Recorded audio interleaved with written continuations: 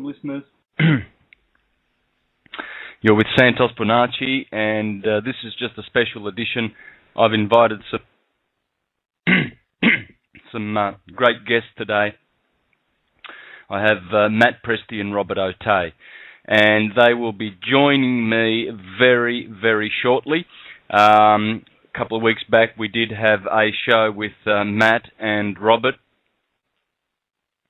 and it was great. It was well received, and folks called me up asking to have them again. So this is going to be great. I'll be speaking directly with Matt and Robert together. So, and I've asked for this special edition because I really am keen to get as much Russellian science and natural science out in the airwaves as possible. I'm just doing my part to be able to reach as many people with this beautiful science. And I really feel in my heart of hearts that Matt and Robert are the ones who are teaching Russellian natural science probably the best, including Jason Verbelli, which I will have eventually on one of my shows. But these guys have been doing wonderful work. They have wonderful websites and resources and information where you can now really study natural science and get away from these stupid theories that just keep changing by the day, and they keep just inventing new stuff to entertain us with, really, in the nuclear atom world of consensus buffoons. And people, of course, are trained to look up to these monkeys, you know, the scientists and all of these idiots. And so people, as soon as they open their mouths and vomit out their crap, you know, they've got hordes of blind fools that open their ears to listen to these morons. So that's why, as you know, folks, I'm a fiction buster, and I love busting fictions. And I've had a go at the fictional science teachings, the theories, and I've had a go in my presentations to show how erroneous they are. But it's always a pleasure to speak with people like Matt and Robert. Now, Matt, I believe we have you online. Are you there? Yes, I'm here. Oh, wonderful. Thanks for joining me at such short notice, too. I only found out yesterday that I had this extra show, and my intention for this month was to rest and relax and, you know, spend time with my wife, and and because but the opportunity to talk to you guys.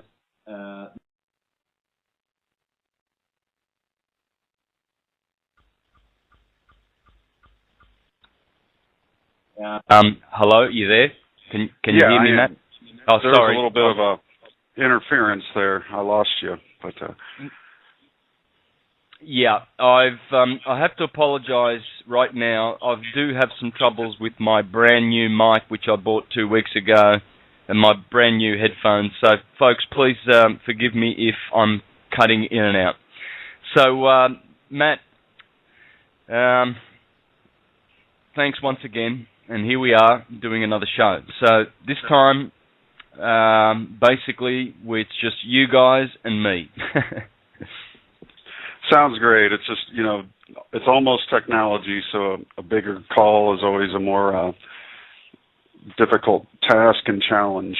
So, yeah, and look, I'm a bit selfish here having you guys back because I learned so much from listening to you. So, you know, this is really a treat for me to have you guys. It's just a treat for me, and of course, I know how much the listeners appreciate what you guys have got to share, because I was bombarded by people saying, have Matt and Robert on again.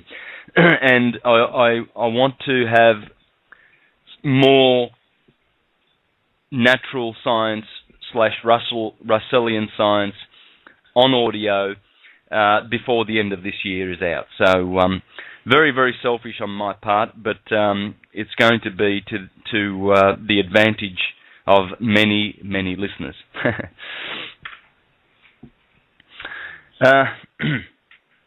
Yeah, well, where we left off last time was we were talking about debunking some of the... Well, we did debunk some of the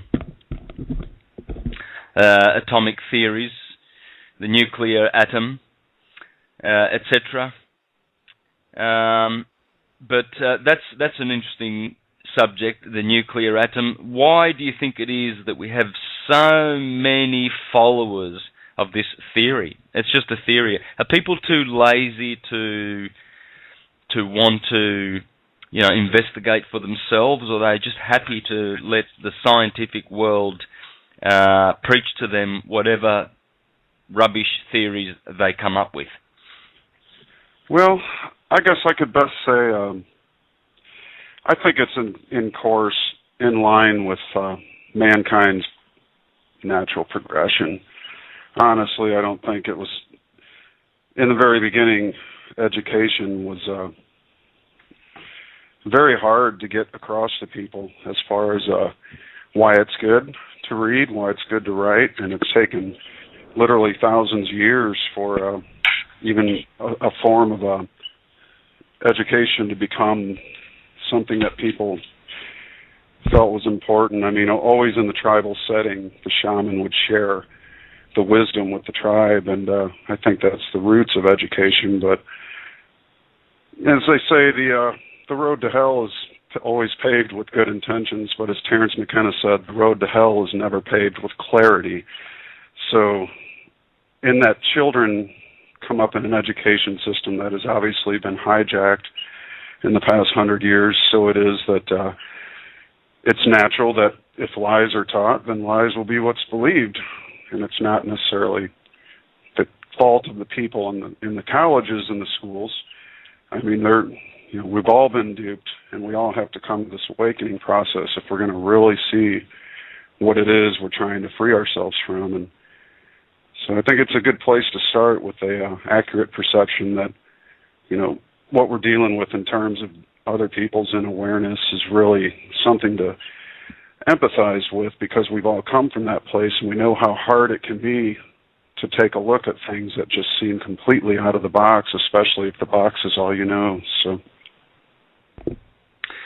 yeah, look, the system's been hijacked by materialists, wouldn't you say? People who are purely material, who really believe that everything results from the material organic soup that has evolved over millions of years, and all of these other things like consciousness and the brain and the mind and emotions, and all of these are a byproduct and a natural side effect of the material organism evolving.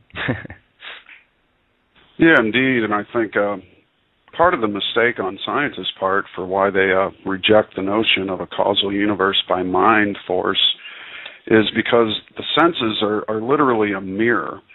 They wouldn't work if vibration, and as the 18 dimensions that Walter talked about, weren't dimensions where you exist in another reality. These were dimensions of physicality, and these 18 dimensions, some of which include time, temperature, width, breadth, height, all these things that are, verifiable through sense when you use your senses correctly.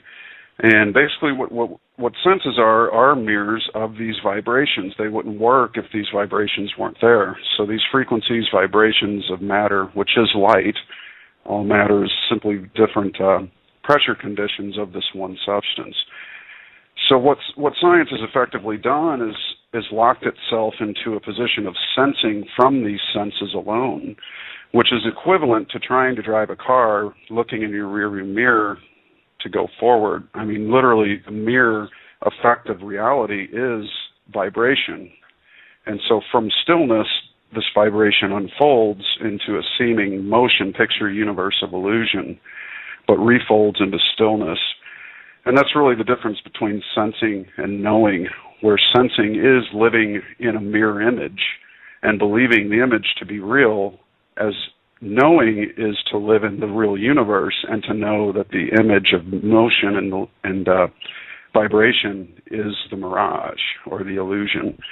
So one place denotes living from the external looking inward, which is toward the soul, and the other involves from the inward looking outward and believing the outward is real, which is objectivity for the most part. Yeah. It's where also notions of atheism and lack of creator and as being causal. So. Yeah, very, very sad. Very, very sad for the ones who fall into that pitfall of illusion. Very, very sad. Now, I really enjoy the illustration that you brought to my attention of how Walter Russell explained his illumination. He explained that he had to go past the two lights, or the two pillars, blue and red, of duality, and then reach the white pillar of white light. I really get a lot out of that, Matt. It's opened up many, many things to me. So the dualistic world, and I think if I'm correct, you mentioned that the red is the left brain and the blue is the right brain. So, but the stillness, the still white light of knowing and being is in the center of these two lights, these two colors. Mm-hmm. Yeah. Can you expand on this? Because this is beautiful. It's rich. Sure. The red and blue is dominantly the two sides of creation, the male being red, the female being blue. And basically it's the hemispheres of all bodies. Cells have hemispheres, north and south. Planets have hemispheres. People have hemispheres. And we also have equator lines. And the equator is, in the center of the equator is one of the plane cubes. And all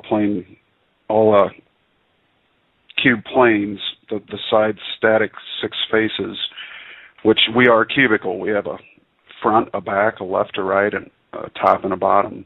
So literally, for the most part, many creations of man mimic the cube. And basically, the stillness being the cube side or the center is a cathode plane of evacuation, of undividedness. And in those inert rings of mind, gas rings of inert gases, the central shaft of that is the gravity shaft of man, and you could say it runs straight down the center of the body.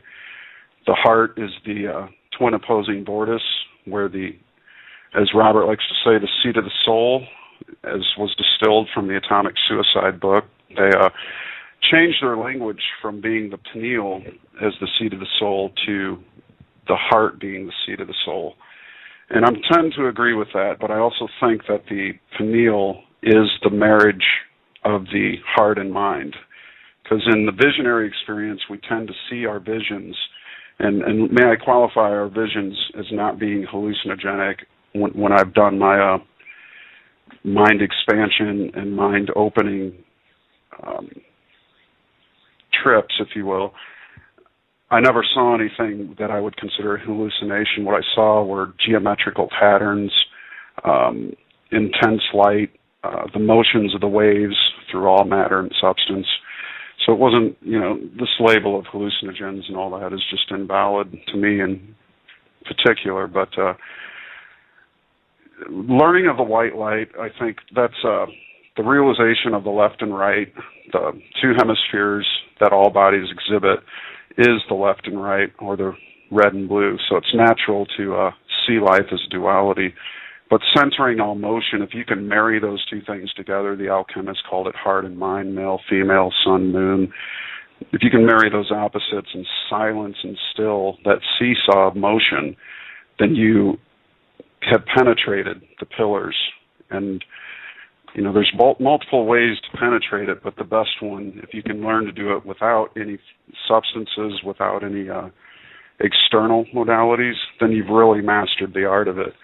And not many people can sit still and be quiet for a very long period of time. And unfortunately, that kind of, in a way, it's good, and I can understand why, because it bars out those who are the profane, who shouldn't be allowed to access that kind of mind light knowing, because only the pure can approach it. And it's no joke, as Walter said, you can't wisecrack your way into illumination. It only happens to those who truly desire it and have shown the flexibility and the openness and the love nature of knowing that man is an extension of all men. So I think you really have to understand what oneness is to achieve a state of experiential awareness in that still magnetic light. Yeah, it's a bit like getting a kindergarten kid and just putting him into deep science in tertiary education. It's just not going to happen, right? So it is a protection against the unworthy. Not that they are unworthy for all time. It's just that they haven't prepared themselves. They haven't had any intent. They haven't had any soul inner growth, and they just can't be allowed to damage themselves. The universe is kind and loving, and these ones will eventually be worthy, but they have to, they have to find the path. It's just not going to happen. And this is why it's very dangerous. And you are correct in saying that the best way to find these answers is through meditation and through stillness. But interesting you should say that most people cannot sit still or stay with their own company because they feel that they need some television in the background or some friends over to drink some beer with them, and they're always addicted to external sensations. So, they find no real purpose for stillness, and they think, well, it's a waste of time, and they get edgy and they get frustrated because stillness is just a waste of time. So, but anyway, in due time, all will eventually find this path. But it's interesting, Matt, how you see a lot of our flags are red, white, and blue, particularly the South Korean flag, and you see that it has red above and blue below, if I'm not wrong. So it's showing that the spirit positive half is above, which is red, and the blue part of the flag, the feminine receptive part, magnetic, is below, and this depicts the duality world. And I was looking at the word divine the other day, and it's so similar to divide, isn't it? And the Latin word for God is deus, which comes from the word for two, duo, or due. So due and dio, which have to do with duality, is obviously in reference to the demiurge, or the created creator, which manifests as the red and the blue. But the creator, the Ein Sof, the causal one, this is the white, undivided, still magnetic light of cause. So, would you like to say something to that? Sure. The still magnetic light is, for most intents and purposes, without feature. It's without measure. It's omniscient, omnipotent, omnipresent stillness. And all fulcrums move, all motion moves upon a fulcrum of stillness. And we can see that in any of our own creations. Our center of stillness is the equator of ourselves in the chakra line.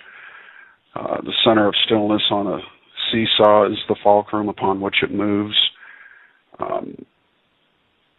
There's so many examples one can pick out, and the movement of your door moves upon a still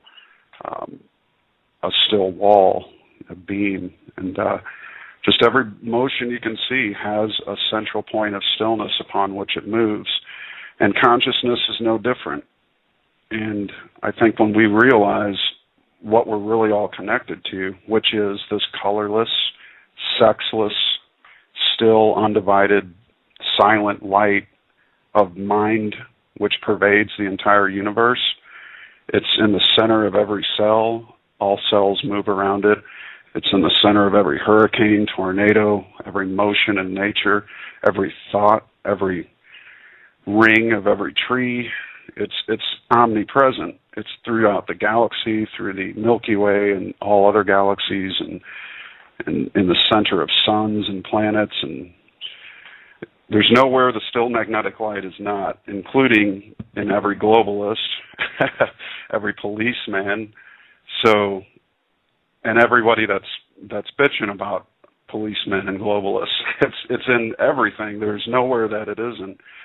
And realizing that, it's hard for me to conceive of a world of violence, knowing that everything is that connected, and through golden flux threads of light, as Walter called it, which I've happened to see only a couple occasions in my life, but it really is all interconnected, and it's sad that man doesn't get it. But the good thing is that he's beginning to come to this awareness. You know, there have been thousands of years of us racing this vehicle of humankind toward what we know not, but I certainly know it's not to live in chains forever. I do feel that it's to eventually bring out the greatest minds among us, which we're seeing happen on this planet in all forms of media and communication, especially on the internet.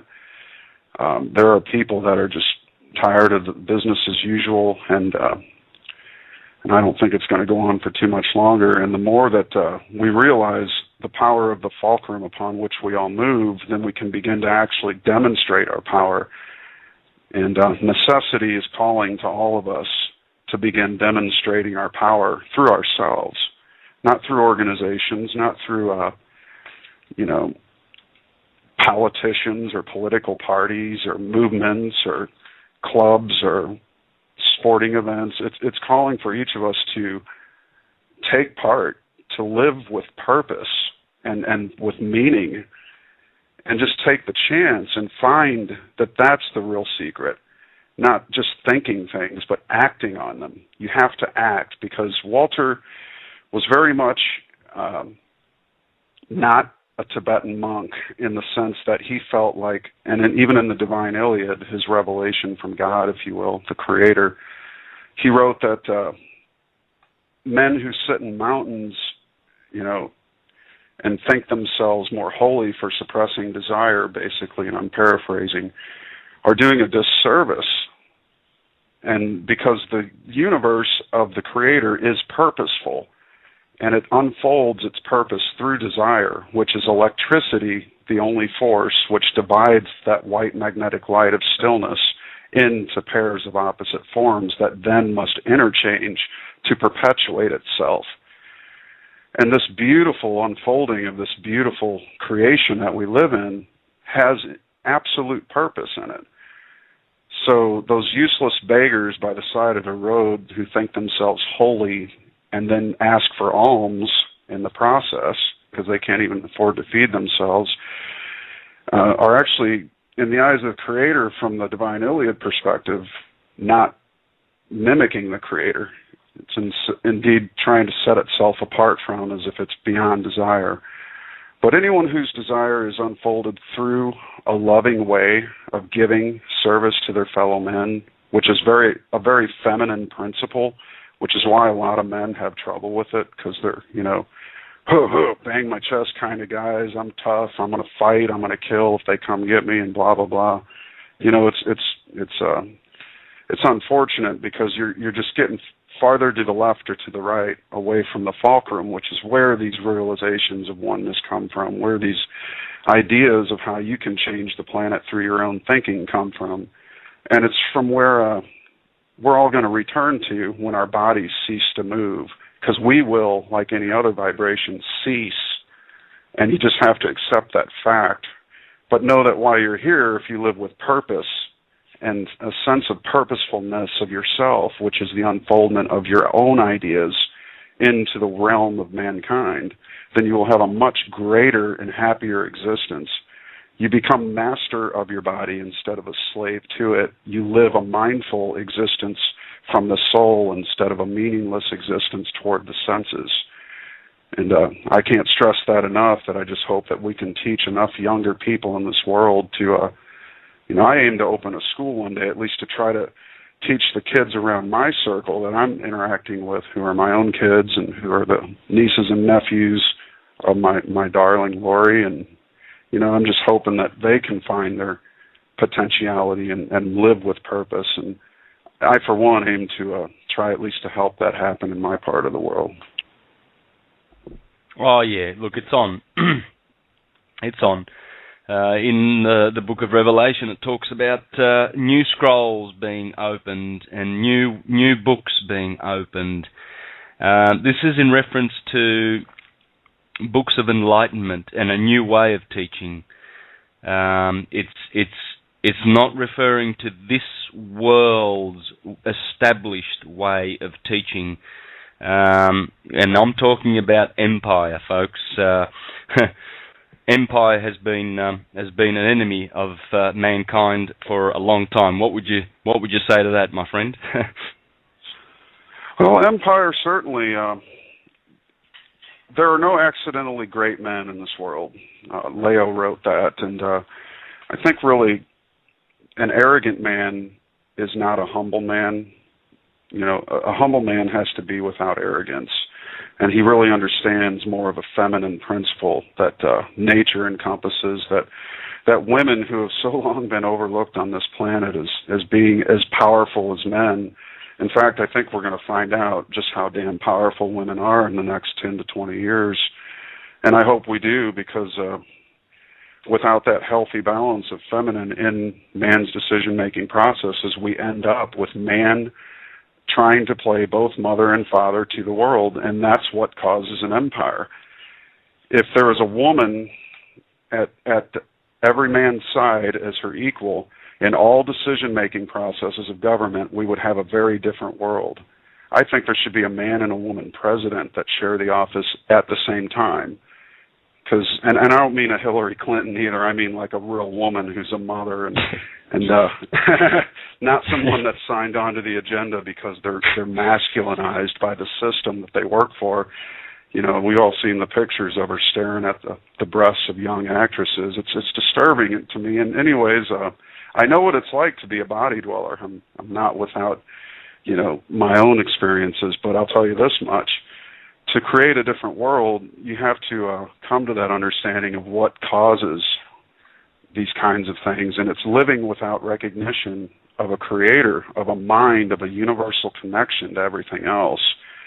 So it allows that kind of materialism, that kind of Randian objectivity where there is no subject. Subject is almost a mental illness, whereas Russell felt that seeing life as subjective was much more beautiful if you were balanced enough to be humble and pursue the goals of the spirit as opposed to the goals of the body, which are temporary goals. And that's why our civilizations have been temporary, because they're so unbalanced by man's thinking that he can be both mother and father to the world that they keep collapsing. Just like a seesaw won't move, eventually or if you're driving your car on 3 tires instead of 4, it's eventually going to cause trouble in the system. So it's just a violation of universal law and natural balance that man's been committing his own evil and committing his own sin and calling it evil, making up devils and demons to take away his own responsibility due to his own lack of awareness of how God creates his universe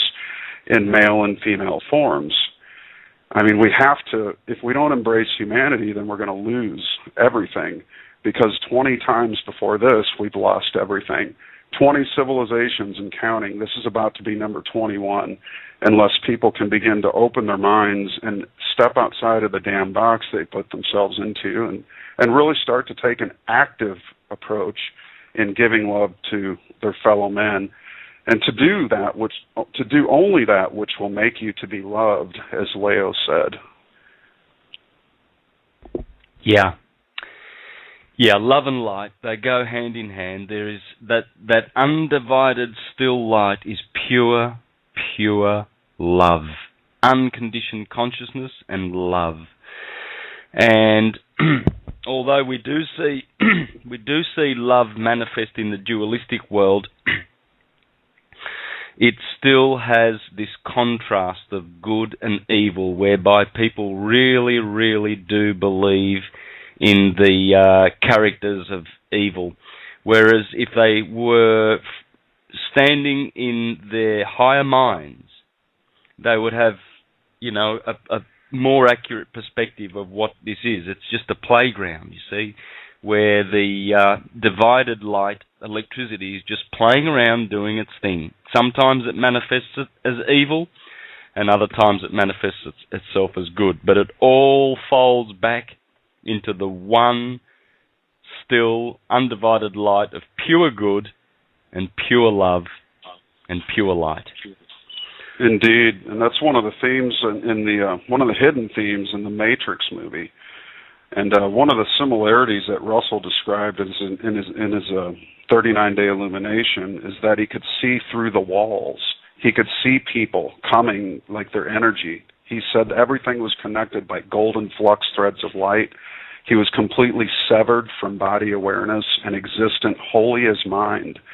And of course, in the Matrix movie, Neo could see through the walls when he realized he was in the Matrix and what it really was. So in a kind of way, the white room in the Matrix, where nothing exists but what you desire, shall come. And what did they desire but racks of guns, and there were the guns, but it's basically a similarity to that, and that's what it's describing is the path to illumination.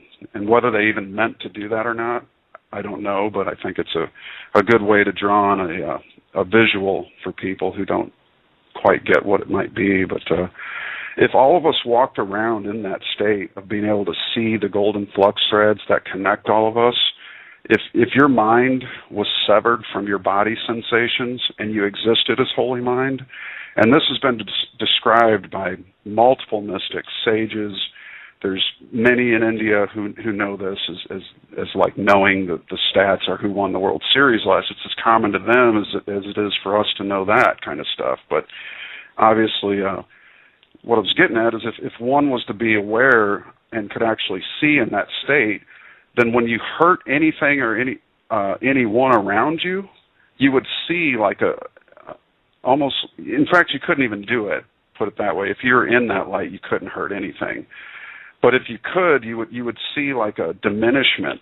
Like if we were all in that light and somebody hurt another, instantaneously everyone would be aware of it. It would be like almost detrimental to the force of your own self.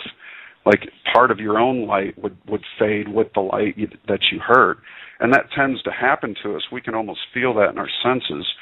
But I think that the danger of materialism is that the senses become so strong that what is love and the real connection to everything else is weakened in the process.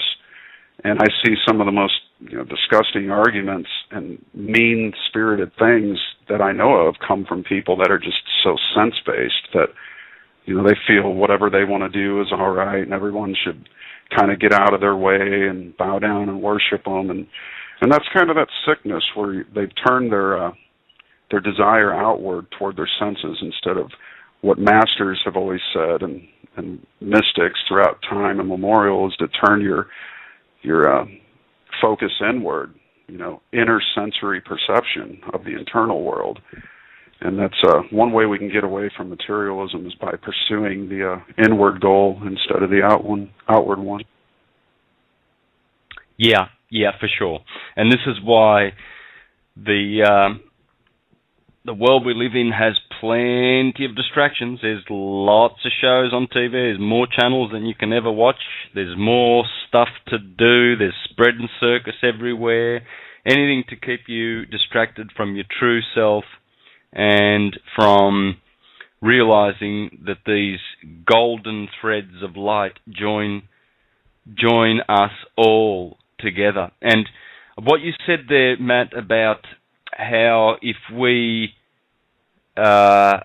someone is hurting or is suffering, that we can feel it. I mean, this is already going on, but we're not aware of it. But I mean, if there's only a handful of impoverished, suffering people on the planet, that's enough to cause even the richest and most comfortable individual on the planet to be deprived of some of his own joy and bliss.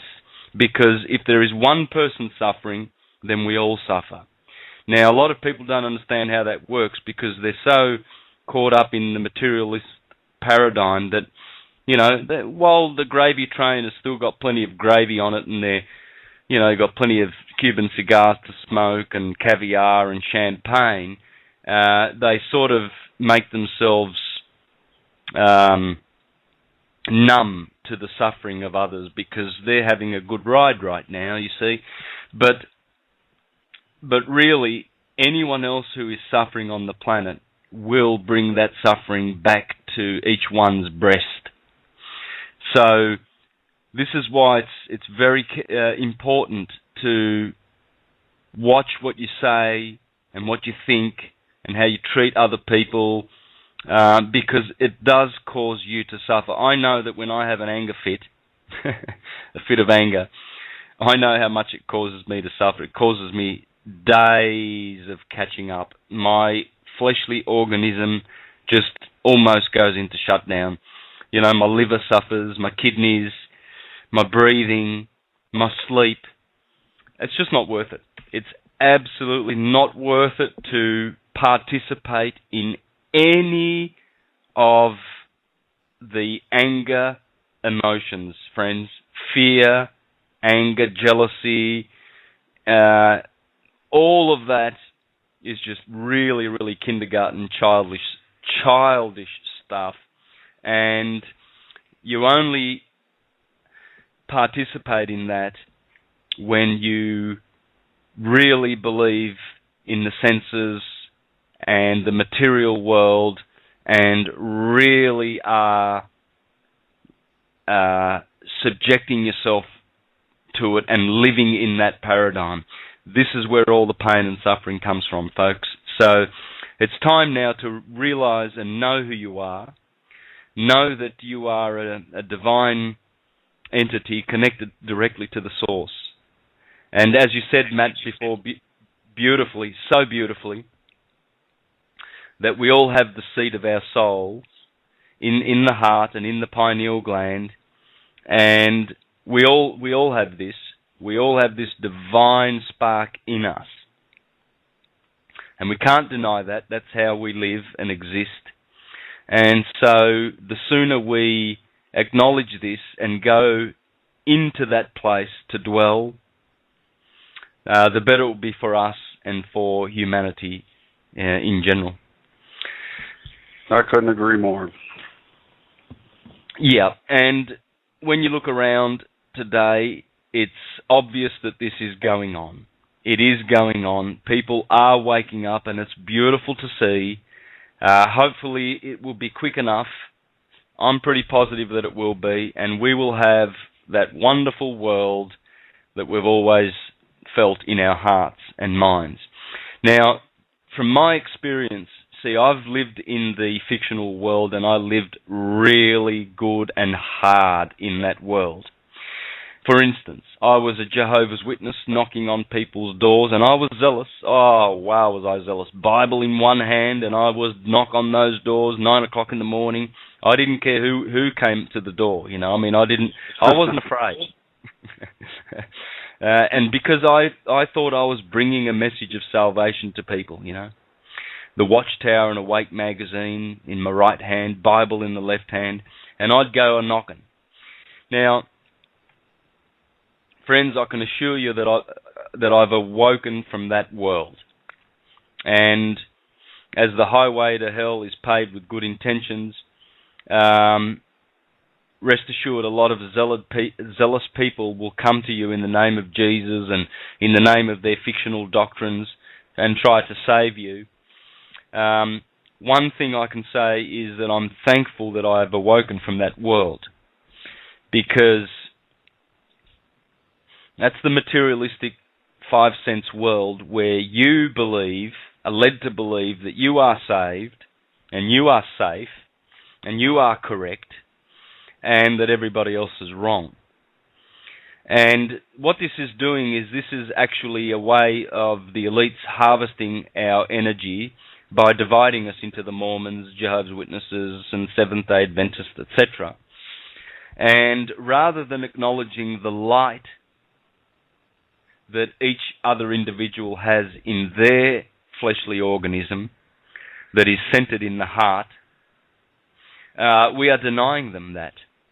We are denying them access to the divine because we have found it and they haven't. Now, this is, of course, when you live in the fictional world, the construct that the world has been promoting and set up for us to divide us. And so what I'm seeing, and I'm sure you are too, Matt, is that people are waking up to this and realizing how harmful this is and starting to see more the unity in the world rather than the division. And how this is coming about is, of course, very, very wonderful. It can be explained by the cycles.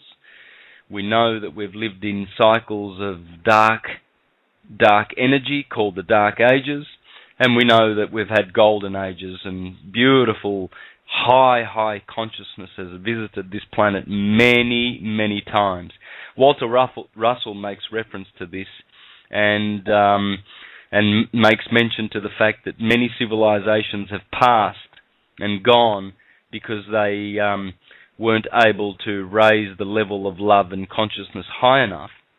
But then again, many individuals have been saved from this condition by reaching the higher mind. So let's hope that we will reach critical mass at some stage very, very early in the near future and avert the tragedies and cataclysms that have happened in the past. That is a hope for all of us, my friend. And I think one of the big things, the big tenets that we have to always remember is to, if you know it, share it.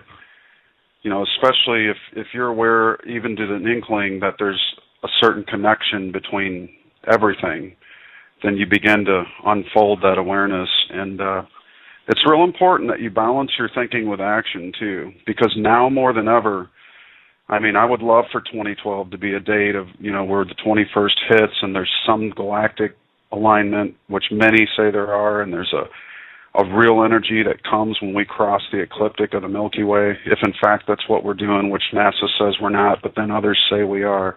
There's so many things that could happen in this day to come, but whatever happens, no matter what, I think many of us have been on the path to become better people, to become good characters, to work hard. You know, there are no accidentally great people. And one of the main tenets of Russellian science and philosophy is the teaching of one unfolding their own genius. And it's not to worship any man over another. It's simply to become aware of the power within yourself. That's the greatest thing I learned about Russell. And I feel like I've demonstrated it. I've got music on my site. I've got these 15 videos that we produced, literally maybe 8,000 to 10,000 hours of just, you know, putting our heads together and on Skyping, and all this stuff we've done is sort of a demonstration. And it was a way of saying thank you, Walter, and just sharing in that ecstasy of knowing that there are so many wonderful things to be done at your own fingertips. Don't look for it from others' fingertips, because then you're just taking their ideas and adopting them as your own, which is kind of like parodying or a cheap form of plagiarism. You have an individual inside yourself that is unique. Every blade of grass on the earth is slightly different than every other blade of grass. I think that there is a grant given to a university to actually research that, and they never found two alike. Under electron microscope magnification and whatnot, there's slight variances and twins that aren't perceivable to the eye, but there are definite differences. Everything is unique and different. I think that when we begin to manifest this awareness that we're our own unique piece of creation, and the entire awareness of all of creation, the entire power of it is within us, and that's really the turning away from the material world into the internal, turning your eyes and your senses inward toward the soul instead of outward toward your body. And that actually increases your health. It increases, things like you said earlier about fear and anger and hate actually create a cell distortion in what should be a nice spherical pattern of cellular structure. You actually distort it. So I avoid things like, big blow-up movies and violent movies and things, because it actually distorts your cellular patterns. And so there's so much of that available. You have to really think. And this is where becoming more about, who you want to be. What is life? What is life? Well, the answer I like to give to that is it's whatever you think it is. So, and that's really something you need to think about for years. Well, if I'm responsible for my life, then that means what I think actually begins to create and manifest that kind of thing. It's not that you alter matter, it's that you act in a certain way that alters your life. So, I don't agree that we can look at something and necessarily make it alter its matter, or we take away things from our empirical observations that we think are real, but when you lead a mind existence with purpose, then you begin to unfold an entirely new set of awarenesses that are more like knowing with your mind as opposed to groping in the dark of the sense-based world. But they do work in tandem. They just become much more amplified toward a more realistic, empowered sort of approach to life, that you can actually begin to manifest change. And then we can begin to turn this world around, whether 2012 does anything or not. We have to go on as if nothing's going to happen, as if these people are always going to be in charge. Because if we give them an inch, they take a mile. But if we take an inch, we gain a mile. And the more of us that do this, the more silly they become in the eyes of the rest of the world. And I'm telling you, man, there's no other way that we're going to achieve the kind of world brotherhood and sisterhood if we do anything other than try to manifest our true purpose. And I think the more of us that do that, then we can begin to actually see a real effect in the world. If a group of guys get together and they're just like, oh, let's go kill all these bastards, which may happen because they've created such an imbalance that there's plenty of ignorant people out there who will just shoot anybody for the fun of it. But, it tends to be in civilization collapses, the poor end up attacking the 1% of the civilization who took everything to make them poor. So you have this clash. It's observable. The same effects happened in the Roman Empire. They happened in Babylon and Greece, in Sumeria. A certain percentage, even the Mayans. The ruling elite, the priesthood. It just eventually it just tends to collapse because it's unbalanced. So the only way we're going to create balance is to exhibit balance in our own lives. You men out there, you need to learn to respect the feminine, make her your equal. Do the little things that it takes. A thing of flowers and candy on Valentine's Day is not going to make up for being an asshole 364 of the other days of the year. You have to do little things. You have to help and give. That's the way nature does it. When we mimic nature in our own relationships, we'll have better relationships. When we mimic nature in our energy use, we'll have clean and free, pollution-free energy. When we mimic nature in our killing of animals, we'll have a lot less needless death, a lot less, bad food. We just need to mimic nature basically in everything we do, and nature is the love principle of this philosophy. It's realizing that you have a definite effect on your world by the way you think.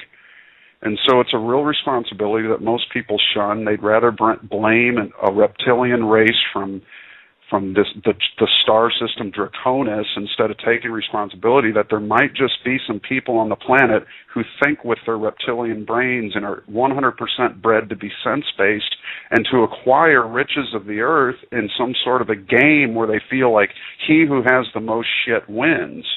And unfortunately, that's what we're seeing dominate our world. It's man-dominated. The women that are in positions of power sharing this power with men are masculinized. They have no sense of the feminine. Their kids grow up without the love that's required to give them the balance they need to rise up from the reptilian brain. So how are we going to beat this? Kill them all off to become reptiles and then do exactly what they're doing? Or are we going to do something different that actually makes a change in the world?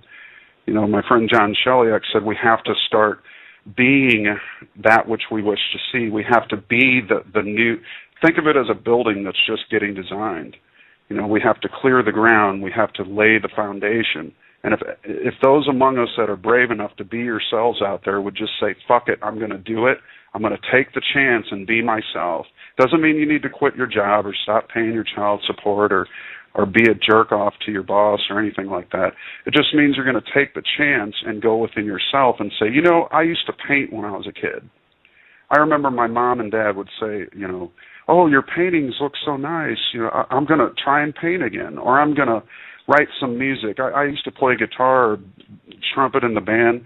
Get that thing out. Start working something creative in your life. Make a difference. Add to the amount of creativity in this world. Don't just sit and watch the news or listen to the pundits go on and scream and yell about how bad the world is, or that you need to make Obama posters and staple them to a phone pole. That's not original. You know, everybody can point out the trouble, but who can add some beauty to the world? That's why I love artists, because they do. And every man and woman on this planet is an artist. They're their own artists. They just need to figure out what it is they do that's good. And I'll tell you what, there's nothing in the world that feels better than when you create something that you play for somebody like a song, and they look at you and give you this look, and they get goosebumps on their arms and go, you wrote that? That's beautiful. And then that inspires 10 other people, and just for a brief moment, our world is a better place. Now imagine if millions and millions and millions of us just started doing that and began to replace the values of what the current paradigm offers us, which is a completely materialistic, divided reality. They reinforce the division between everybody daily, which is an illusion. There is no division. You know, there's only the division between us and our awareness of our higher potential power that we all possess. And I, for one, aim to help people realize that power. It's free. No man should charge money to tell somebody that that's what they have inherently. And that's why Robert and I we do this without asking, or we don't want donate. We'll accept a donation, I'll tell you that much, but we're not going to go out and ask for it or charge for our work. Or, you know, I just feel like people should have that knowledge. And the more of us that do this, we will see a change in 2012. That will be the change because we actually worked for it. It's got to come from action. We have to think and balance it with action. Otherwise, it's just an idea that will never sprout in this world of illusion. Yeah, absolutely, absolutely. And that world that we wish can be achievable, wouldn't it be great if we just had, you know, sort of 8 minutes of extreme consciousness on the 21st of December 2012. We all woke up, realized that we are all the one consciousness having individual experiences, and we could just start afresh. It would be perfect because everybody would see, their eyes would be opened. That would be ideal. See, the problem with today's world, Matt, and I'm sure you see this, is that the materialistic reptilian brain types that you describe that believe that the more shit you can collect in your name that you own, the more powerful and important you are in this world. Thousands of years ago, these types were considered the dumbasses, and they knew they were the dumbasses. And the musicians, music coming from the root magi, magic, and the magicians, the magi and the astrologers and the musicians and the artists, they were known to be the way showers. So everything was, everything was in its correct perspective. The aristocratic, deserving ones, and I'm using the word aristocratic in its true Greek meaning, which means aristos means the worthy, deserving ones to be in high places in society. So what's happened with this world, with empire, is that they've turned that around. They've made the morons, and the materialistic ones appear to be the heroes. So you've got all this creature worship, and it's the blind leading blind. So they've inverted it. They've changed it around, you see. When the white people went to the Americas, they discovered that all of the indigenous tribes had only the wisest elders as chiefs.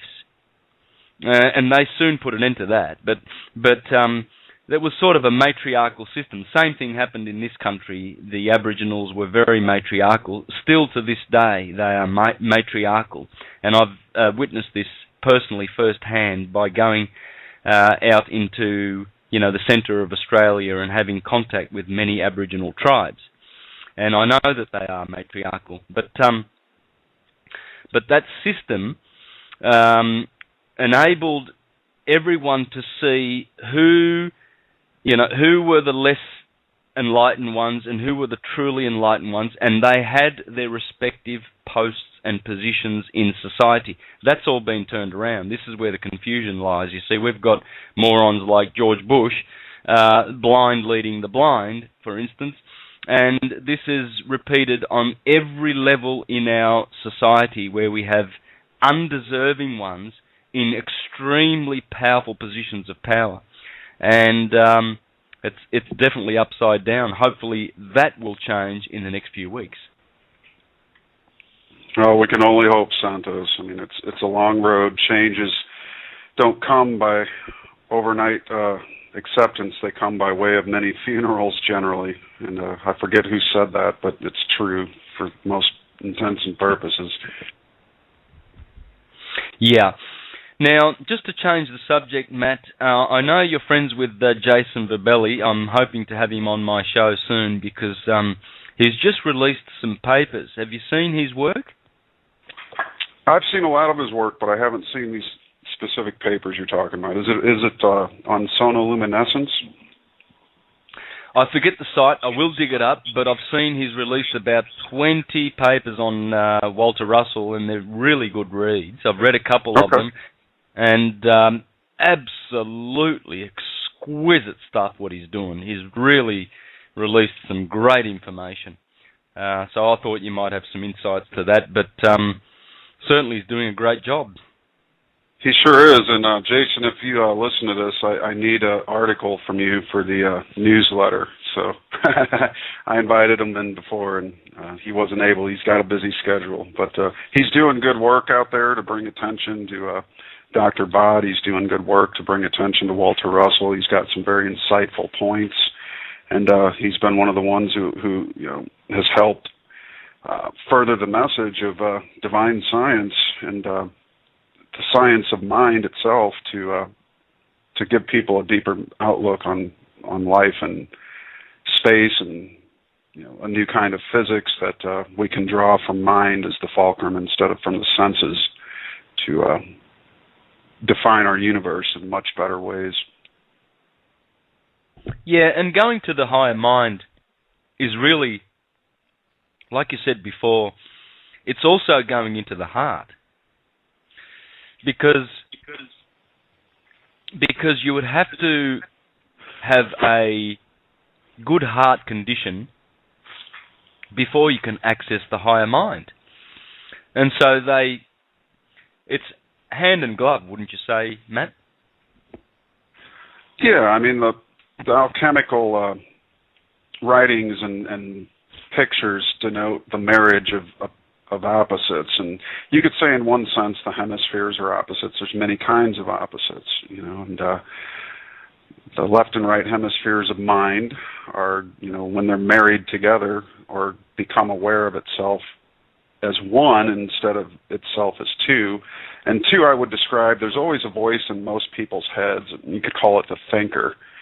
And the thinker is never saying, your body never says what the thinker is really thinking, because if you did, you'd probably get fired from your job, be divorced in a week, and multiple other changes would happen immediately. So when that marriage happens between heart and mind, and the heart becomes the fulcrum, which is the central chakra, it's the central energy center, which extends in two directions, north and south, you could say. At least in our perspective, it would actually be east and west on the equator. But that marriage is really where the mind becomes unified. It's that sacred alchemical wedding where the male and female perspectives of an individual become their reality, and that's where the moment of now is achieved.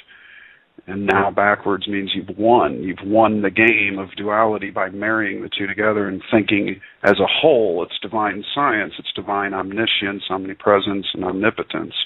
And it's there that one can wakingly stay when they work, and it takes work. It takes awareness to be aware of it. It's not so much work, I guess. It's more of a, I just mean years of focus and stuff like that, and the effect of work, but more the awareness of internal reality, which is that your mind is operating a machine, but the machine is not you.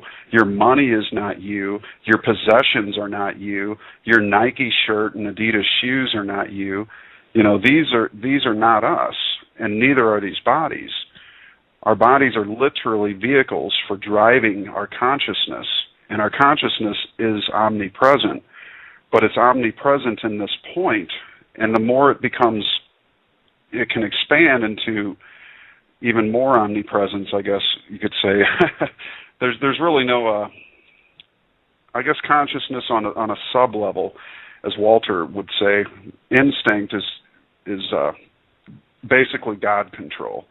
Instinct is what you see in the animal kingdom throughout nature. Everything is pretty much instinctual.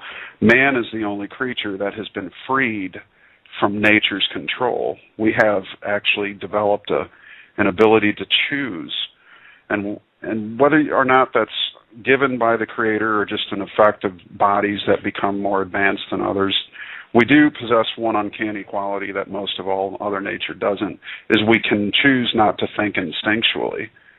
And an instinct tends to be more the lower brain kind of existences, and that's what we're dealing with. These people in control, I don't even think they're smart enough that they actually conspired to come together and do this, as much as it's so instinctual in them that they could not help themselves, because say the degree of consciousness in a reptilian brain is 3%, then your mammalian would be add another, say, 10%. You're working with 13 there. And then add another, the neocortex is the biology of transcendence. Joseph Chilton Pierce said the kids that are born with big prefrontal lobes are actually exhibiting, more connection to the inner mind. And the prefrontal has pathways that connect to the heart as well as the pineal. So, this is a very real marriage when you become aware of the heart and mind working in unison, and you silence that voice that is always nagging, which is that ego in you, that external self, always crying to get out, always crying to be noticed, crying to be listened to. It's loud, it's obnoxious, it feels hate, anger. It's all the negative side of ourself.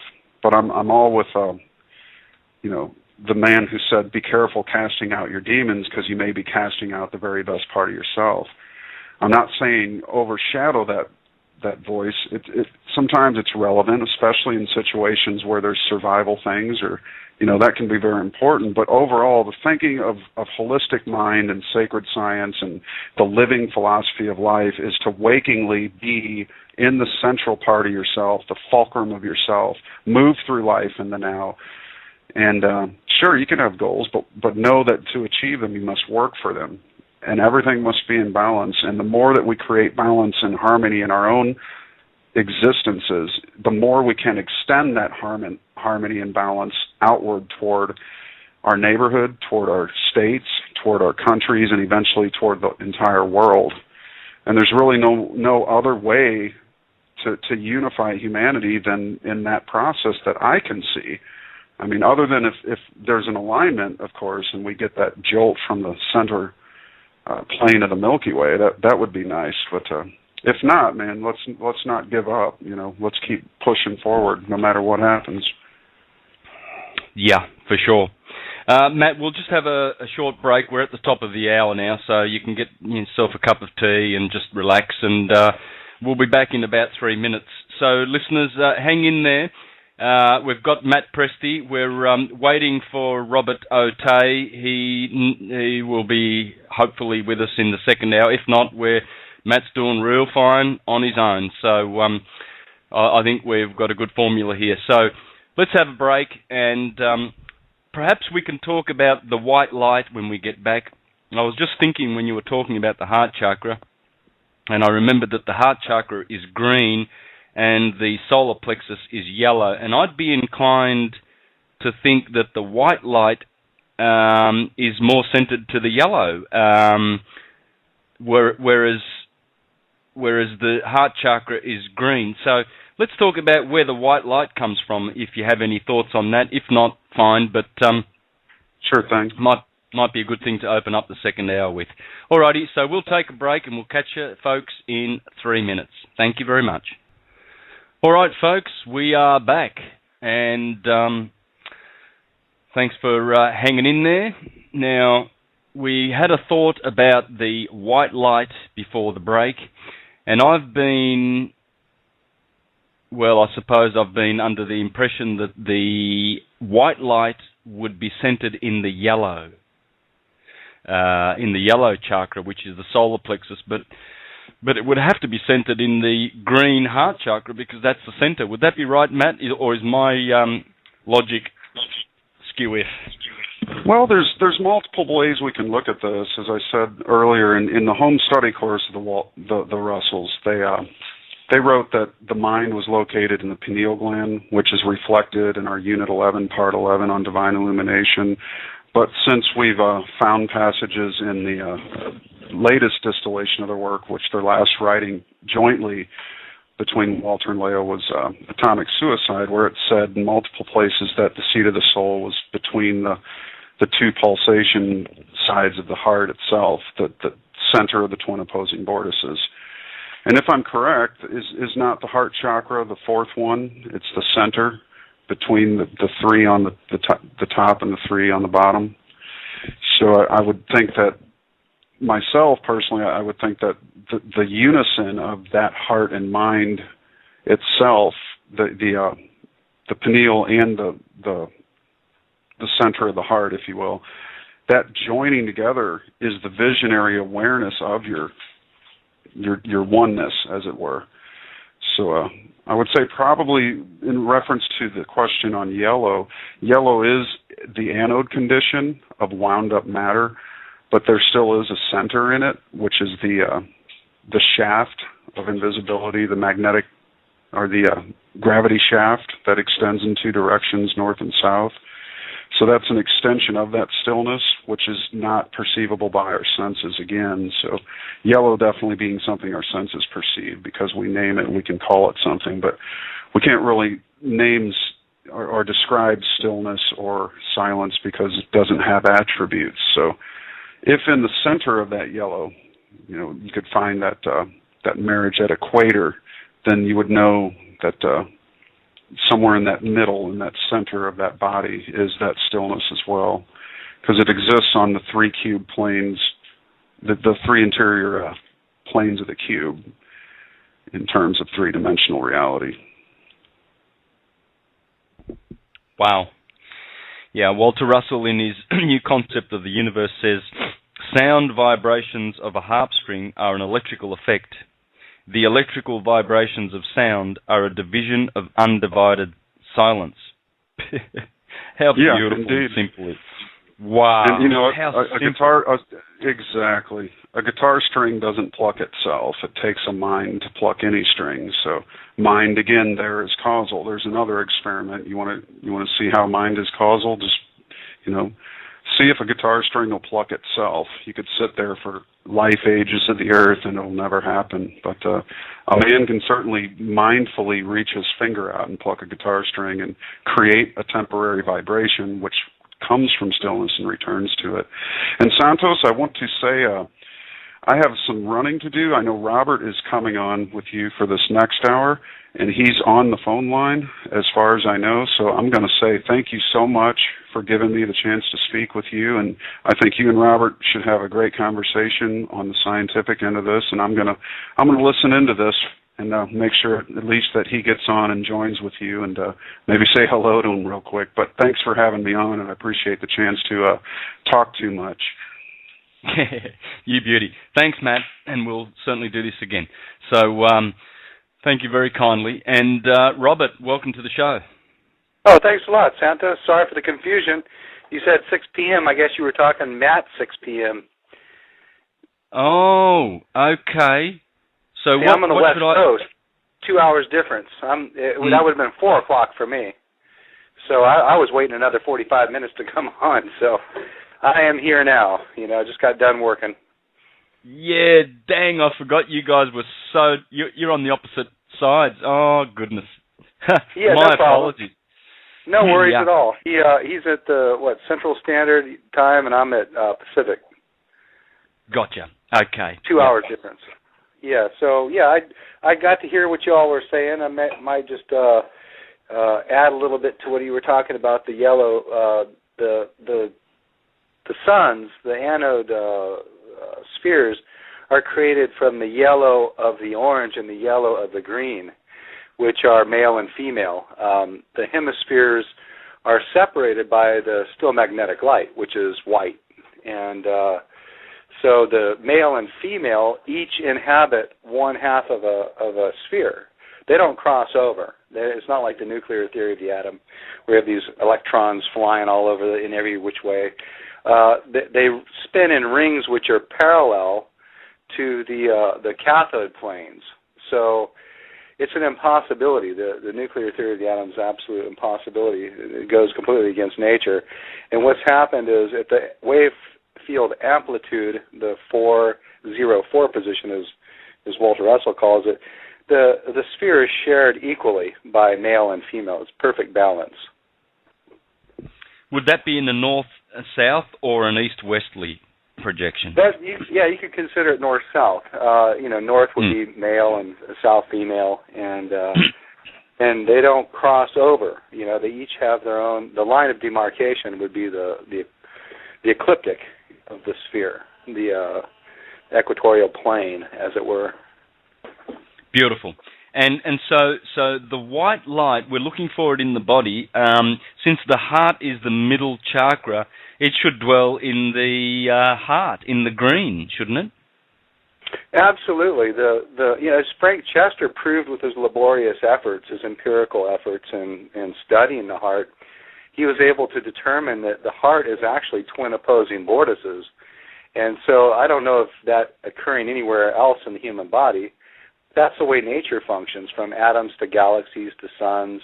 Everything's the same. There's a twin opposing vortex that is centered by a point of stillness.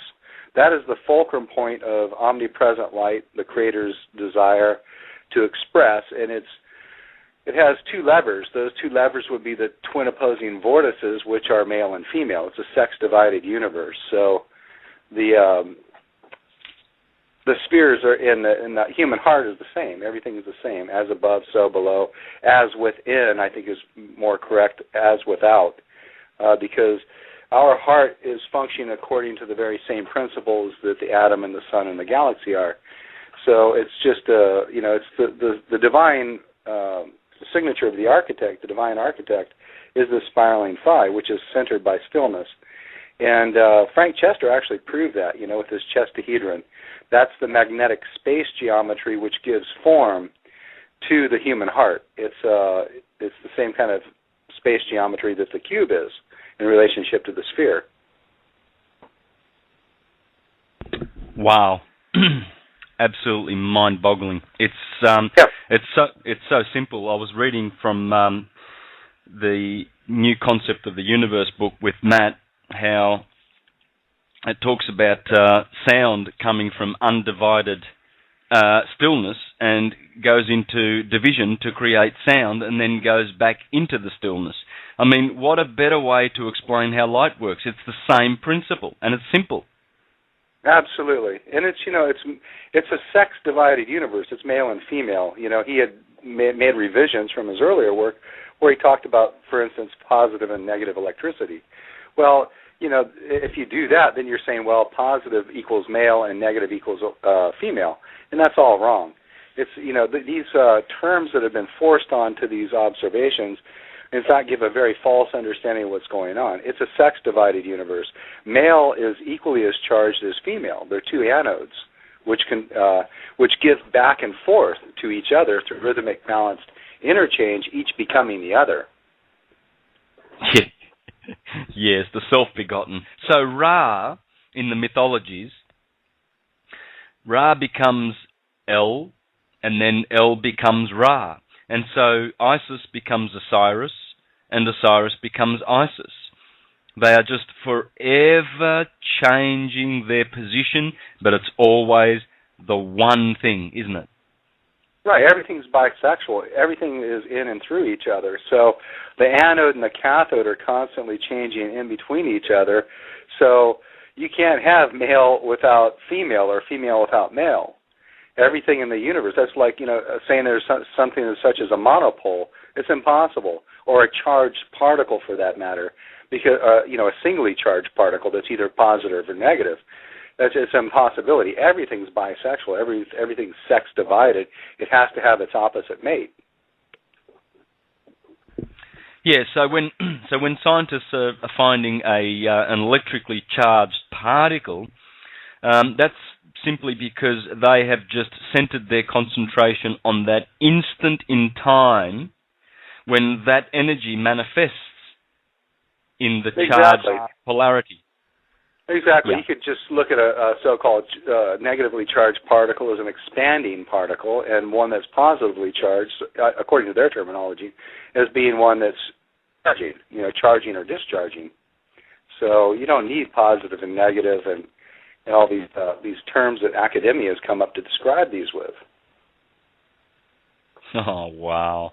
It just gets more and more simple. It's staggering, because what they've done in the consensus education world is they've confounded all this and they've divided into multitudinous individual studies. You can study the neutrino forever. You can study, an electron forever. There's so many books written on electrons, and my God, what a waste of energy. It goes on and on. It's ridiculous. I had a really great professor at UC San Diego, a guy named Jimmy Cheatham, who was a trombone player for Count Basie and other great bands of his time period. And he always tell me, this thing here in this university, it's all about the compartmentalization of consciousness. And it's true. They program people into these little individual boxes, where nobody talks to anybody else, and they've got their own little belief systems. And it just is completely destroyed the ability to perceive these things holistically to people that have gone through the indoctrination process. Yep. How sad that is. Yeah, that's where Walter Russell and Schauberg and a lot of these other guys, Ed Leeds Skellman, they all had like fourth grade educations or whatever. They left school because they knew it was stupid. And that was to their greatest benefit, that they didn't go through the massive indoctrination that all of us have had to systematically deprogram ourselves from. Because, I have like 7 years of college. I've been through engineering school and chemistry and physics and all that stuff. I heard all their bullshit face to face, and I didn't buy it then, and obviously I don't buy it now because I've seen it all disproved. But that's it's to our detriment to having gone through the system. Yeah. Unfortunately, that's the door you had to walk through. I did it. I did that with the Jehovah's Witnesses. I always had cognitive dissonance. I would go to the meetings and I would accept that it's the true religion. Yes, only Jehovah's Witnesses are going to be saved. Okay, I'm a Jehovah's Witness. I'm going to be saved. But there was always cognitive dissonance. And I would suggest that it's not just cognitive. I think it's in the heart. I think the heart knows what is truth. You know, you will know the truth. That's where it's all. Knowing comes from the heart. Thinking comes from the brain. But the funny thing about the Jehovah's Witnesses is, you know, only 144,000 are going to be saved according to them, and there's millions of them. So what happens to the rest of them? You know. Well, they've accommodated the other ones, and they've called them the great crowd of other sheep, which will live on the earth in the paradise for 1,000 years, and the 144,000 will go up to heaven as kings and priests. And there's only about 6,000 of the remnant left on the earth, and they're waiting to die and then go to the heavens, you see, to join the other 144,000. But the trick is this. This is the trick, all right? I can debunk the Jehovah's Witnesses in 5 minutes. In 1935, prior to 1935, the Jehovah's Witnesses believed that there would only be 144,000 saved out of all the people who have ever lived on the earth. Then they changed it because they realized that their numbers were swelling. There was like 2 million. Yeah. So they changed that to accommodate the other sheep that will be saved and live on the earth. But the thing is, back then there was only about 30,000 of the anointed ones actually left, and they were in their 80s and 90s, right? So if you count, give it another decade, if you count to, say, 1945, most of those that were in their 90s and 80s would have dropped dead. There would have been 5,000 left in 45. How come today, 2012, there are still about 7,000 or 8,000 lingering on the earth? I mean, they are debunked by their own stupidity, really. But of course, that's why I avoid religions altogether. You know, it's just all a bunch of crap. You know. Yeah, they subvert each individual's heart, because the truth, knowing, is in the heart, right? And so they subvert the heart, and they pull it out. They give you a new doctrine, and you are forever in the mode of cognitive dissonance. I'm glad that I came out of it, because when I saw the light and started realizing that the truth is in the books that they told you not to read, then the cognitive dissonance went away and answers just poured in. I didn't even ask the questions. Yeah. I just get answers daily now. Daily, I only get answers to my questions. Yeah. Yeah, I share your experience. I went through the Christian church myself, in a your early age, and I used to play guitar in the church and had lots of friends and Bible study and all that until my mid-20s, and then I started reading some comparative mythology and started seeing people like Gerald Massey and stuff, and they started breaking down the actual symbolism. Alvin Boyd Kuhn, we also mentioned him earlier. Great men that had extreme understanding of what the true meanings of these things were, but they weren't, these literalistic histories as the fundamentalists would have you believe. Yeah, exactly. The historical thread that is in our mythologies is just that. It's just a thread. It's just something to lean on, to give us to pin the mythologies to something that we can relate to, so to speak, because humans are always looking for the historical, tangible, something that they can relate to and grab to make it real. But certainly, as Manly P. Hall puts it, the historical rendition of the scriptures is the bottommost. It's the least meaningful, and it is there just as a prop, as you would have on the theatre, just to sort of embellish the mythology. It's not the other way around. All scripture is pure mythology, and mythology is the sublimest of truths, which are not for the profane. It's for Absolutely. The logical level of this has an extreme importance if we understand it mythologically. It's the literalist aspect of it, like, you know, that Jesus died on the cross and you should feel guilty. He died for your sins and you're going to hell, you know, if you don't believe that he died on the cross. It was all this crap, this dogma crap that came along later that reversed the actual meaning of all this. And basically it enslaves you instead of liberating you. And that's what the mythology is there for, is to take you to a higher level of understanding. Yeah, absolutely. And Walter Russell understood this. He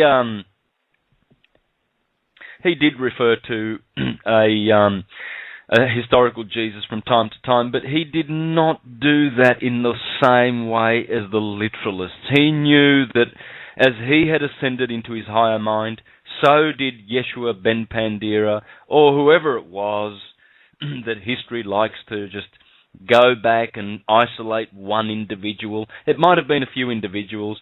Nonetheless, if it was a savior, it's because the person saved themselves. They saved their own consciousness, and therefore they are able to be an example of salvation, and only in that sense are they to be considered as saviors. For instance, when it comes to the electric universe and knowing the mind of God and how the universe works, Walter Russell can easily be considered a savior because he has saved us from a lot of ignorance. So, absolutely. Yeah. Yeah, he taught us about the magnetic universe, which is never discussed about electric universe theorists. They don't want to understand that the Creator is actually the cause of everything, you know. They don't want to accept that because it goes against academicism and this agnosticism and atheism, which pervade academicism, unfortunately. Yep, absolutely. I'm 100% with you there. It's unfortunate that a lot of great-minded men have devoted themselves to trying to enlighten people, but still hanging on to Newtonian physics and all of this ancient stuff that has been debunked. And it's impossible to go forward with this sort of a mindset. We just have to let go, of the nuclear atom and protons and electrons. It's a thought wave universe. That means that thoughts, electrically charged thoughts, are producing all the effects, and they come from the still magnetic light, undivided, which is God. Exactly. And it's laughable. The academic position is extremely laughable because they've got a sterilized, dumbed-down view of what physics is now. Guys like Newton were extremely spiritual. I mean, he was the Priory of Sion. The guy studied the Bible. He was into alchemy and transmutation and all these esoteric arts, which, these people in academia now would just be horrified to be associated with this. But they've given them the sterilized view of who Newton was and Kepler and these other people, and so they can live in this fantasy world where they can remove the Creator from its creation. And even their foundational, these theorists, like Newton and Kepler, they believed in a Creator, Yeah, absolutely. They've pretty much sterilized the image of these scientists, made them appear to be purely mechanical and as if their theories were based on a material evolution, and which they weren't. Exactly. Yeah. So this is our opportunity to clear that up and help people to see what a lot of these great thinkers and knowers of the past really, really mean. And it's unfortunate to see a lot of repeaters that continue to defame many of the greater thinkers of the past and lump them all in with the same lot of just, pure materialist scientists. It's not the case. It's absolutely not the case. Leonardo da Vinci, Michelangelo, all these guys, they were, they understood the divinity and the Creator, and And this is where they acknowledge that their great genius came from. They never ever detached themselves from the Creator. And the greatest minds that ever lived were ones that expounded on, on the the Creator and the divine. Pythagoras, Hermes, Orpheus, Plato, Socrates, Seneca, Boethius, and the list goes on and on and on. But we don't get this in our universities. They don't teach it that way. No, not by any means at all. It's a completely sterilized version, that the Creator's been removed completely. And you're laughed at. You're ridiculed for believing in a Creator. I mean, these people would rather believe in the idiocy of unintelligent design, as hawked by fools like Leonard Susskind from Stanford University. Somehow, magically, after the Big Wank, all these little particles just got together and created life and intelligence. I mean, it's vomit-inducing is all I can say. It's just so absurd and ridiculous. And this is the kind of crap people go to universities to get their head stuffed full of, And they're paying a lot of money to listen to these lies.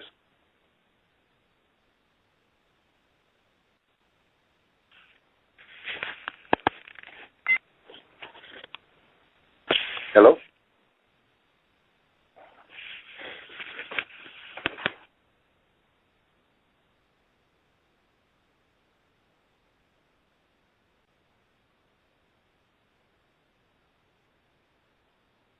Oh, sorry, I was muted there. I do apologise to the listeners. I was just adding to your comment there, Robert, that it's the blind leading the blind. They can you hear me? I'm yes, back. I can. Got cut you off. dropped Sorry, off man. too, yeah? Yeah.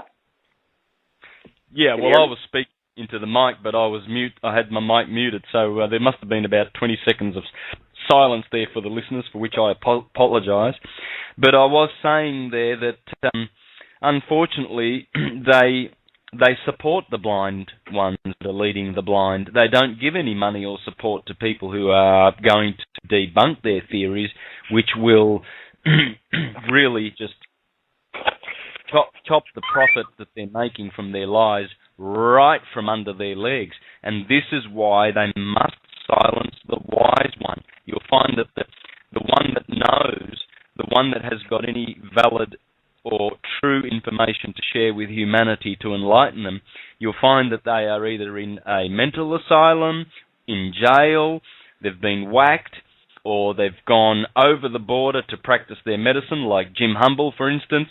They've been ridiculed, like, for instance, John Marco Allegro, the Dead Sea scholar that was ridiculed in the 70s for teaching that the Essenes were ingesting Amanita muscaria mushrooms, and that was the consciousness that they equated with Christ the King. Therefore, the Essenes and all the Dead Sea Scrolls did not acknowledge a historical Jesus, didn't need one. It was the Jesus within, the story that has always been from the start of, if you can say, the start of time, and will be till the end of time. The Gospels will always refer to an allegorical Jesus. It will always refer to consciousness and electricity and magnetism and the archetypes of nature. It will never refer to human beings on a historical plane. And so guys like John Marco Allegro were ridiculed. He lost his reputation around the world. They destroyed it. The Jesuits and the Vatican went after him, and Robert Eisenman, and they absolutely destroyed their careers simply because they told the truth about the Dead Sea Scrolls. There is nothing in those scrolls which add to the fictional, monotheistic, patriarchal, hierarchical, bullshit Christian modern-day system. It just ain't going to work. It's a fiction, based on a fiction, invented by the Romans for the purpose of enslavement, and look at how many slaves they've got. And they're all named. And they're all branded, too. Some of them call themselves Jehovah's Witnesses, moo, moo. Some of them call themselves Mormons, but they're all morons, and they're all brainwashed by the fictional vicarious salvation, which ain't never, ever, ever going to happen. Because if you don't save yourself, you will never be worthy to enter the higher realms by any universe, by any standard. Yeah, and Allegro showed in great detail how all the stuff was plagiarized from Egyptian mythology. You know, he exposed how it was all based on Horus, Isis, and Osiris. You know, so they don't want people knowing that. You know, and they don't want people knowing it's just a rewrite. You know. Yeah, absolutely. In his great work on the holy mushroom, he did expound there how the Egyptians had it absolutely correct, and all of their animals and whatnot are just purely their mythological way of talking about the archetypes, the netas, from which we get the word nature. And the Christians actually call those netas angels. So it's quite hypocritical that they have their system of angels. Oh, yes, Michael and Raphael and everything like that. But there's this one bearded monotheistic dude who trumps them all. And yet, that's not how it works.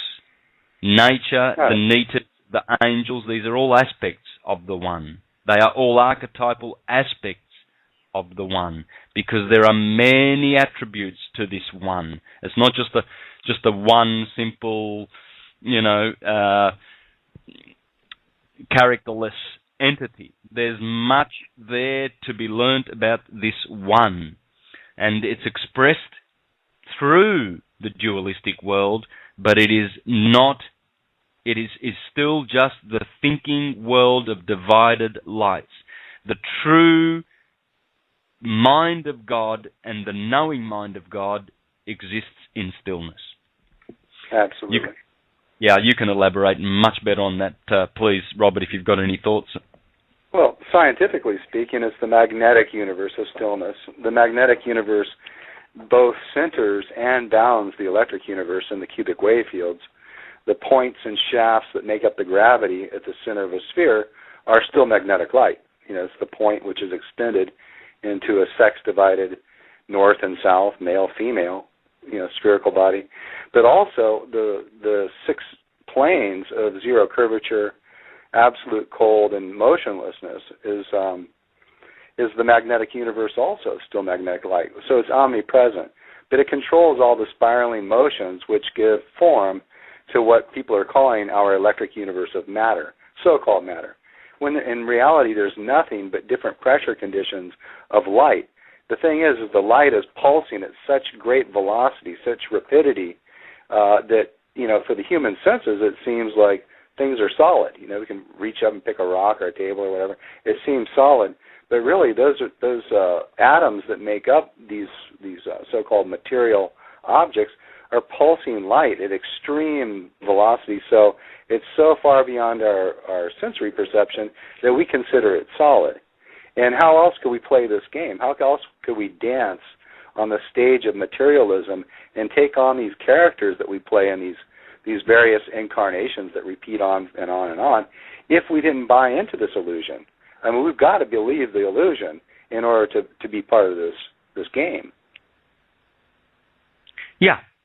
Yep, so our memory was wiped, basically, of past lives, and we are engaging in a dance from which we will gain much experience, knowledge, and wisdom, and we will bring this to we'll bring it into our higher nature when we inherit the spiritual world from which we are, or to which we are going, from which we are leaving the physical world, the three-dimensional world of illusion. So everything that we do in this dance is going with us. This is why it's very important now, and according to the Neo-Platonic philosophers, when you are incarnated, that is your opportunity to make improvement and advancement and to grow and develop your soul, because it is almost impossible when your soul is at rest in the spiritual realms. It's only in incarnation that we can make great advancements. So this is why it's not time to be asleep right now. It's really time to put intent and focus into your own advancement and your own conscious growth, friends. It's so crucial right now. Yeah, it's a perfect system, too, that the Creator has created because, in the face of eternity, what better system is there, than to be able to come and experience the holographic universe on this holodeck, this Maya, this universe of illusion? How else would you spend eternity, This is the perfect way to do it, through repetitive incarnations, repetitive motions. Everything in the universe is based on the foundational motions of these spiraling electric vortices, which is repetition. So reincarnation and repetition are the same thing. Oh, that's a powerful thought. That is a beautiful thought. Yeah, we were discussing with Matt in the earlier hour, Robert. We were talking about the red and blue light. I'm really enjoying this. I'm really enjoying how Walter Russell talks about going past them and into the white light, the undivided light. But see, the divided lights are red and blue. And this is fascinating. I mean, you can spend hours talking about the red and the blue, can't you? I mean, look at all the flags that have red and blue and white. Look at the police cars and the ambulances and everything. They have the red and the blue. And look at the movie, The Matrix. Are you going to take the red pill or the blue pill? Now, we know that red and blue are also the secondary most important colours, along with green, aren't they? Absolutely, yeah. Yeah, so we see that the white light divides and then produces these two children, the red and the blue. Red being masculine, fire, electricity, blue being feminine, magnetism, and what we would call the negative part. Nonetheless, well, the male and the female are the sex-divided electrical conditions they have these strains that want to seek rest in each other, and they can only find rest in each other, or the simulation of rest. When a perfect sphere is created, there's perfect balance between the male and the female. And there's that anode point at the center of the sphere, which is that point of rest. So everything wants to seek rest. And in this cosmology, there's an expression electrically from the center point out to the cathode planes, which are bounded by the inert gases. The inert gases are two-dimensional. They're absolutely flat, but they're recording.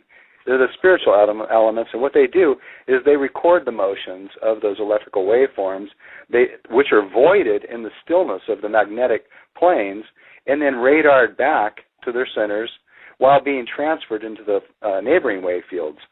So this entire system is based on this sex division, where male is always seeking female, or female is seeking male, because that's the only way they can balance each other, because they're both turning in the same direction. If a male tried to mate with a male in the electrical universe, it would be impossible because they're spinning in opposite directions.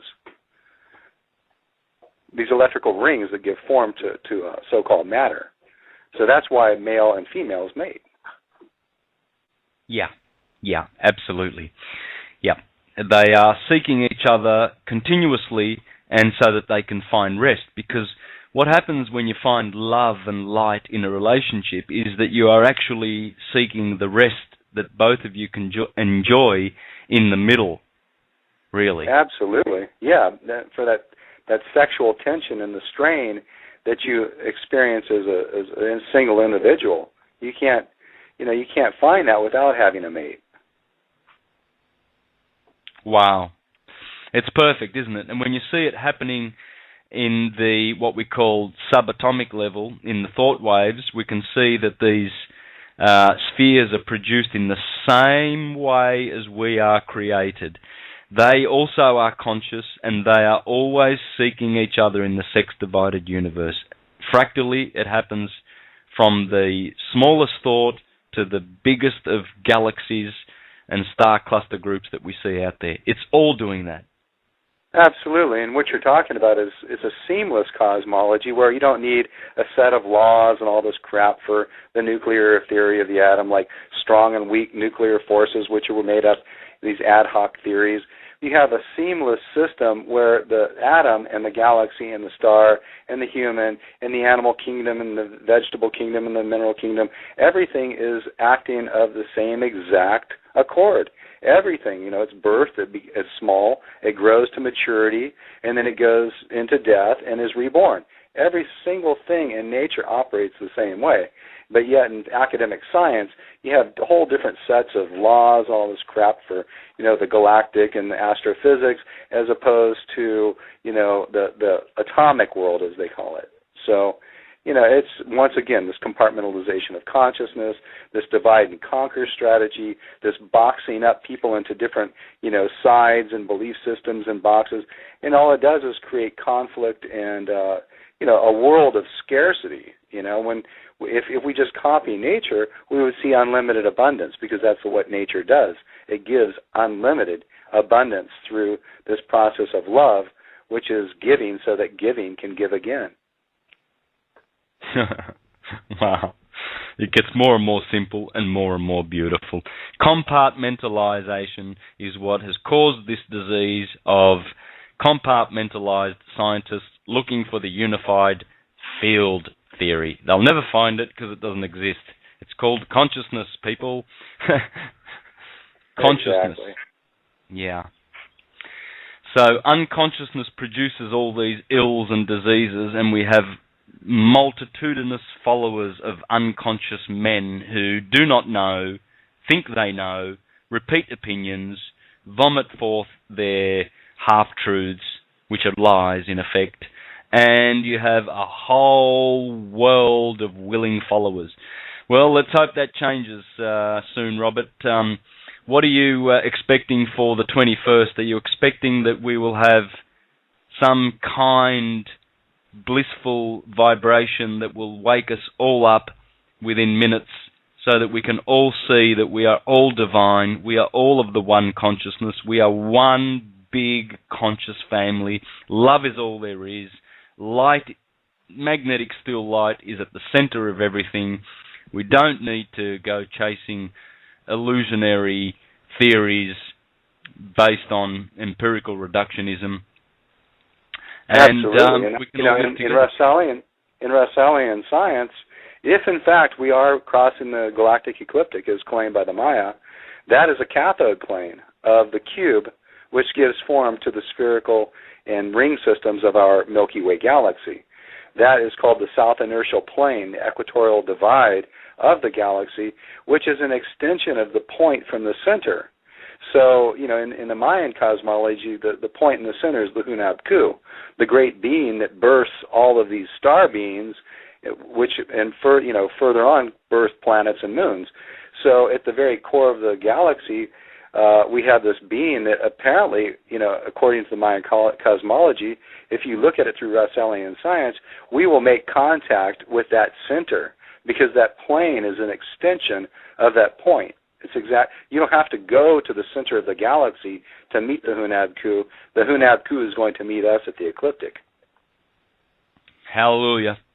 Hey, Robert, we've only got 3 minutes left, so please share with folks the most crucial website or resource center where they can go to get yours and Matt's beautiful information. We forgot to mention Matt, so if you'd like to take care of that, please, for us. Oh, great. We have a shared website called thesecretoflight.com, which has all of our videos up and the whole Russellian Science series. And my website is Free Energy and Free Thinking, which is FEANDFT.com. And it goes kind of beyond the Russellian Science. Russellian Science is at the core, but it's more of the big picture. It takes into consideration the monetary system, religion, politics. I mean, it's the big picture, but it shows the Russellian sciences and free energy technology is the way out of this hellhole. that the scumbags of the world have created for us. Yeah, and guys, listeners, I would really seriously be going to thesecretoflight.com now. Don't take another breath. And watch the beautiful lineup of videos. They're 14-minute videos, 8-minute videos, 10-minute, and they're all dealing with exquisite science. Please do yourself a favor. On the front page of the website, you just scroll down, and there they are, the videos, one after another, and all you have to do is click on them and listen to them. It's like a playlist. Please do yourselves a favor, folks, because this science will be the salvation of us all. It's science will save the day. It's not higgledy-piggledy, hocus-pocus repetition of opinions. Over to you, Robert. We've got 2 more minutes. Oh, well, thanks so much for having me on again, Santos. I'm so sorry there was a confusion about the time. I was out working with the horses, so I got to feed the horses about that time anyway, so I couldn't have made it under those conditions. But next time we'll know that there is a 2-hour difference between where Matt Presti is and I am. He's out in the Ozarks, and I'm on the West Coast. Yeah, for sure, and I'll be aware of that myself too. But no doubt, I will have you guys on again. I'm going to have you as many times as you will accept, till the point where you turn around and get bored of me or annoyed with me and don't come back. Which means that won't happen, you don't, Santos, and it's a great pleasure. Anytime you want. Yeah, and as I said to Matt, most of it is purely selfish because I want to benefit from your wisdom and your knowledge and all the devotion and time and energy that you have put into your websites and all of your understanding of Russellian science. So I am the beneficiary number 1 of this, and I thank you for that. Well, thank you, and just much love to all your listeners and to you as well. And we do all of this not for ourselves. We do it to upraise humanity because we don't want to live in a hellhole world controlled by these elite, that where it's all about them. We want to see every human on this planet experience abundance, joy, happiness, prosperity, and absolute connection with the Creator. Wonderful. Robert Otey, I thank you very much from the bottom of my heart, and thank you, listeners, for joining us too. I'm sure you'll agree it was a great show, full of a wealth of information. Please stay tuned next week for another show. I might take this Tuesday on next week also. So thank you once again, and bye-bye until next time. Thank you. Many blessings. Bye-bye.